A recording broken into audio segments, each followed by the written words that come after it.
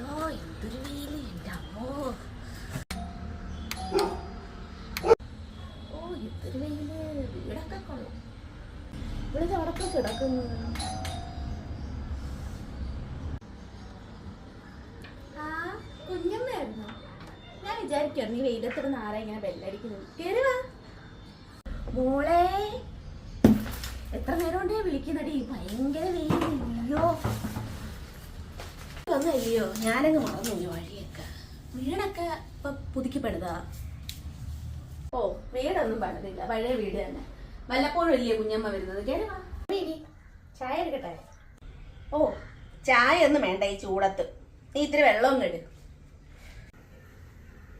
എന്തൊരു ചൂടാടി വെളിയിലൊക്കെ, എന്തൊരു ചൂടാ.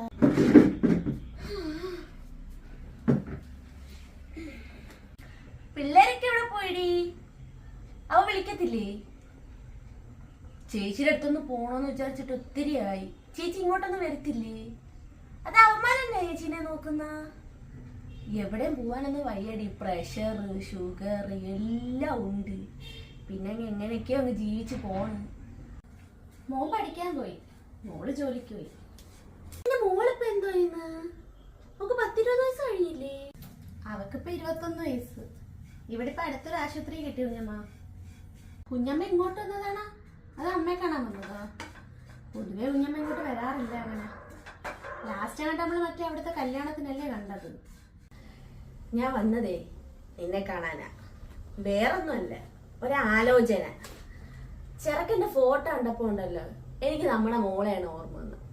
കാര്യം ഇതൊക്കെയാണെങ്കിൽ കൊച്ചിയിലല്ലേ ഞാൻ അവളെ കണ്ടിട്ടുള്ളത്. പക്ഷേ ആ ചെറുക്കൻ അവളോട്ട് നല്ല ചേരുവടി. അവളിപ്പോൾ ഇവിടെ അടുത്തൊരു ആശുപത്രി കയറിയതല്ലേ ഉള്ളൂ കുഞ്ഞമ്മ. 10-21 വയസ്സല്ലേ ഉള്ളൂ. ആലോചനകളൊക്കെ വരുന്നു. പക്ഷെ അവൾക്കിപ്പോ ഒന്നും വേണ്ട വേണ്ട എന്ന് പറഞ്ഞ് നിൽക്കുക. അതിനു വേണ്ടി പ്രായമില്ലല്ലോ. കേട്ടോ കുഞ്ഞമ്മ വേണം.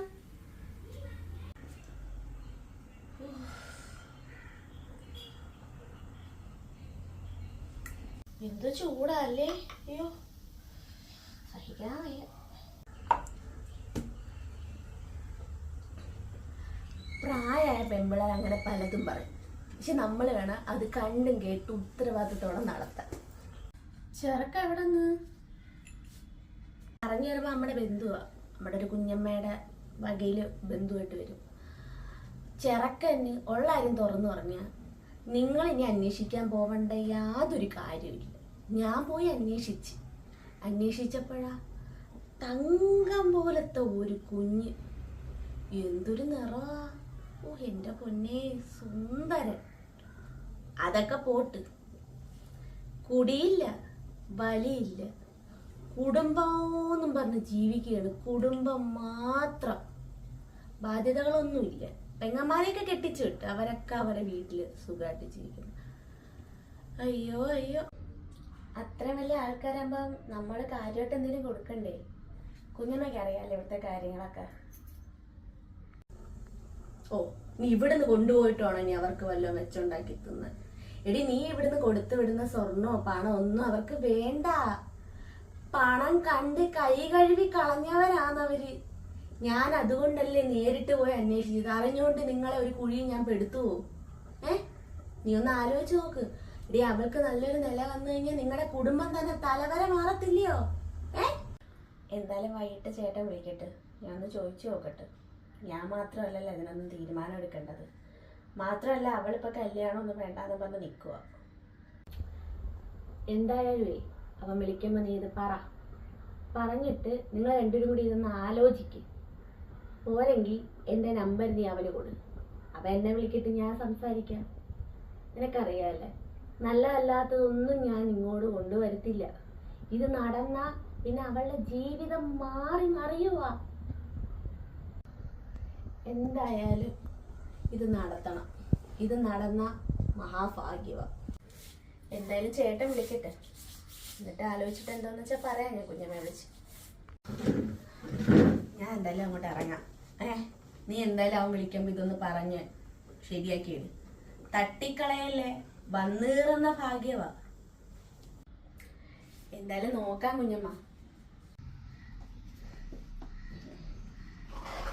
നീ എന്തായാലും പെങ്കൊച്ച് വരുമ്പോഴേ ഇതൊന്ന് കാണിക്കും കേട്ടാ. ഫോട്ടോയാ പയ്യന്റെ.